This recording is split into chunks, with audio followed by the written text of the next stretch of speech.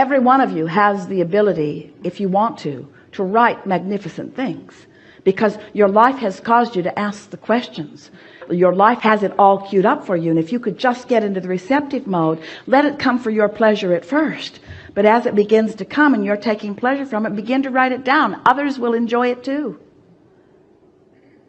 This is all very helpful. So on a practical level, with the last book that I wrote, I rested a lot before I did it.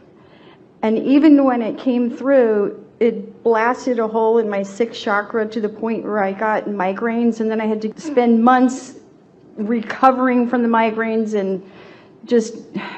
So well, how can I get better at this receiving We're thing? happy to have this conversation, because the conversations that have preceded it have put us in the perfect place to explain something really important to you.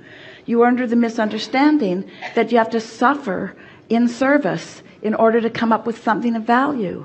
And it just doesn't work out that way. You cannot have a happy ending to an unhappy journey. In other words, this is the quintessential example of just trying too hard. You're paying too big of a price, you see. Esther remembers in the early days that it made her tired to receive us, but it was only because her resistance was in the way. So relaxing is the right idea, resting is the right idea, but we want to help you to get to the expectation of it coming easily, you see. Yeah, well, the easiest time for me to write is when I first wake up in the morning. And why? It's logical, because you're less resistant then, yes? Yeah, and I bring my laptop into bed, and it's like really snuggly, and I'm all comfy and happy, and I'm not fully awake, and then I just do it, and then it's fun, and then stop, get on with your day, and then do it again tomorrow, and then stop and get on with your day, and then do it again tomorrow, and then stop and then get on with your day and do it again tomorrow, then stop and then do it again and get on with your day. Yeah. So what is the resistance that I can relax into? Because somehow I'm getting better at it, but it's still there. Beliefs are just thoughts that you keep thinking. And so things that you keep saying don't help you. These things that you're saying. In other words, some have coined the phrase, you're arguing for your limitations. And others would say, well, I'm just telling it like it is. And we say, well, if you like the way it is, keep telling it. But if you don't like the way it is, then don't keep telling it the way that it is. Tell it a different way. And so when you say, I write best in the morning, that's really good. Say that all day long. I write best in the morning. I like it. We like the word cozy in my bed or snuggly in my bed. All of that, that's telling it the way you want it to be. So you just want to give that more airtime and give the struggle part of it less airtime. We could talk for the rest of this seminar about what resistance is present for any of you that's keeping you from anything that you want. But from what you've heard from us, do you think that's the way we want to spend any time at all? Do you think we would like to be the sounding board or the pinpointer or the getting to the bottomer of anything that is holding you in resistance? That's like saying, would you practice with me, Abraham, the thing that's keeping me from what I want? And we say, we certainly will not practice with you the thing that's keeping you from what you want. What we want you to do is to be aware of when you're practicing it, because that's what negative emotion is. When you've got a hole burning in your imaginary chakra in the middle of your head, we think that that's a sign. We think that's a sign of more struggle than you're really wanting to endure. We think that's a sign to do something different, you see. Yeah. Well, when that happened, my guidance said that when the migraines ended, it would just be easy. And then it was. So my question to you is... Well, we want to say it to you this way. If you've got negative emotion, if you're asking for something, and at some level of your being, you're attempting to translate it, and you've got resistance in the way and you don't know it, don't worry, it will get bigger. And if you ask for it more, it will come stronger. But if the resistance is still there, it will feel worse. And if you keep asking for it more, it will come stronger, but the resistance will keep it from coming, and you will feel more discomfort about it. Can you feel the push-pull in this? In other words, I want this thing that I'm not letting in. Well, I really want this thing that I'm not letting in. I really, really, really want this thing that I'm not letting in. I really, really, really want this thing that I'm not letting in. And we say, at some point, you got to stop doing the that I'm not letting it in part. Yeah. And you're not usually doing that all at once. You're doing it in conversations like this. So many of you, we love you so much, think that others are interested in you. And so you spend a lot of time explaining to them why you feel the way you feel. And it would really be a good idea if you would stop that, because they don't care. And it's causing you to practice vibrations that are preventing you from letting in what you're asking for. When you really, really, really, really, really want something like you do, but you've got habits of thought that don't let it in, then you can push through, you can tough it out, but it's not fun and it doesn't turn out the way it could, you see. So if it's not feeling good, don't do it right now. Don't do it. Do something else. Yeah, that's what I did. And it's good because when I don't write, I knit, and when I don't knit, I make jewelry, and I just go between whatever feels fun. And when something stops feeling fun, then I go to the other thing. Well, we'd like to believe you. So my question... But everything that you said to us before that makes us not believe you. So what did you do to make it easier to channel? How did you get that process easier? That's a really well-timed question, and we would say to you an inspired question that you let in this moment. And the most significant thing, this is something for you to take in no matter what it is that you're wanting. Esther had been encouraged to quiet her mind. When your mind wanders, and it will, just release the thought and focus on your breathing. That was what her intention was. It was never Esther's intention to be doing this. It was her intention to live happily ever after. Her question was, how can we achieve our goals? And the answer was, meditate. In other words, the answer went right to what is the tool that is most likely to put you in the receiving mode.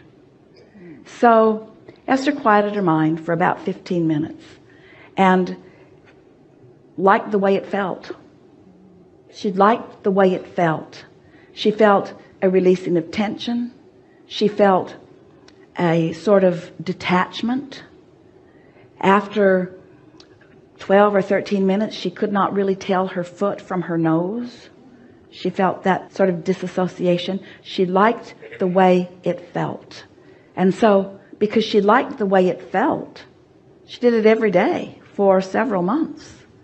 Not trying to make something happen with it. She just liked the way it felt. It was a releasing of resistance. She didn't even know that. She just liked the way it felt. It was leading her to opening a passageway. She didn't know that. She just liked the way it felt.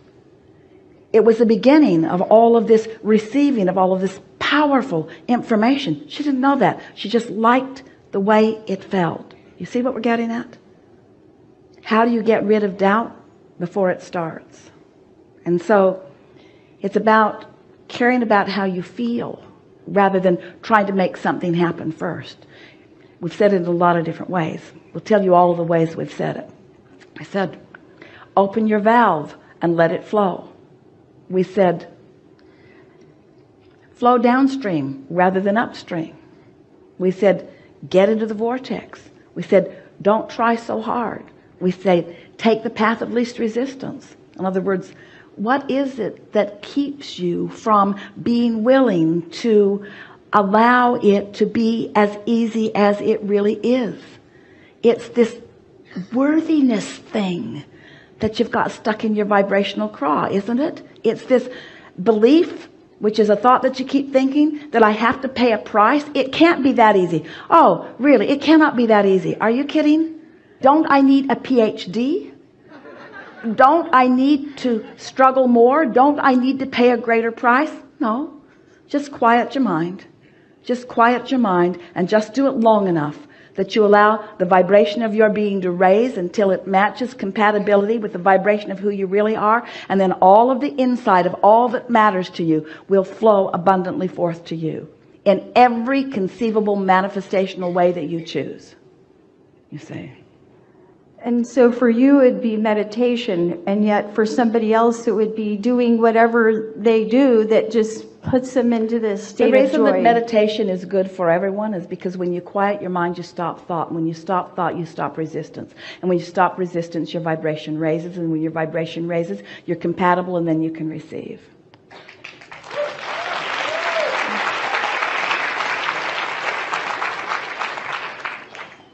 But you could do that also through yoga, right?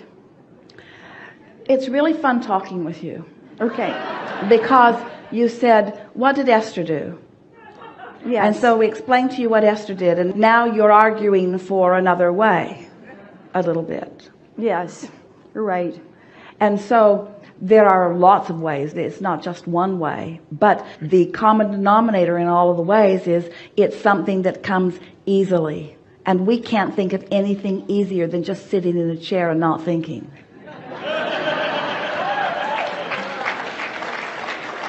Say. But you may want to pay a greater price. You may feel like you need to strike a really awkward pose.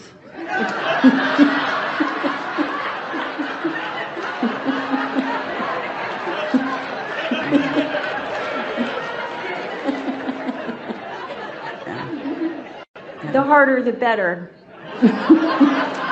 It's sort of what we're talking about here, isn't it? It's what so many believe. The harder it is, the better results. And we say that defies everything that we know to be. Path of least resistance is the way the universe works. Path of least resistance. You see, but what happens is, we love giving this to you so much, because once you get in this mode of path of least resistance, then all things are possible. And things that seemed very difficult and hard aren't, because the vibrational frequency of who you are and the momentum of all you've got going and all of the cooperative components that are assisting you come into place. Esther has in her ranch in Texas, she's got a big iron bull that stands right at the entrance. And it's not because it's Texas, it's because Jerry always told the story. He said to Esther, he used to tease her about this because he would watch her in the things that she had learned to do, the computer she's learned to program, and the understanding that she has of so many things, and not just the receiving and the translating, but all of the talents that she's developed in order to make things go easily. And he said to her, it's like the joke that I used to tell about the old farmer that picked a small calf up and lifted it over the fence, and every day he picked the calf up and lifted it over the fence, and he just did it every day, and after a little while he was picking a great big old bull up and lifting it over the fence, and he didn't even know that he was picking a great big bull up and lifting it over the fence, because it had just become so natural to him. So what happens is, the more you ask and the more you allow, the more you begin to perceive yourself as the worthy being, the more you begin to understand that all things are possible, the more insight you have, the more cooperative components come to assist you, then you continue to become broader and more expansive and more capable and more dynamic and more multitasking and more experiencing more things at the same time, because you are allowing yourself to be the receiver on more levels at the same time. You see what we're getting at? But you got to get the struggle out of it first. So when you ask for the dynamics of it before you've got the struggle out of it, then that's that sensation that you were describing. And we just want to softly call that trying too hard. This conversation has been valuable for you. We know it has been. You've been resistant enough that you have drawn forth from us every conceivable thing that can be imagined. And therefore it has been beneficial to everyone, hasn't it? Yes. Yes. Enough? Yes. Yes.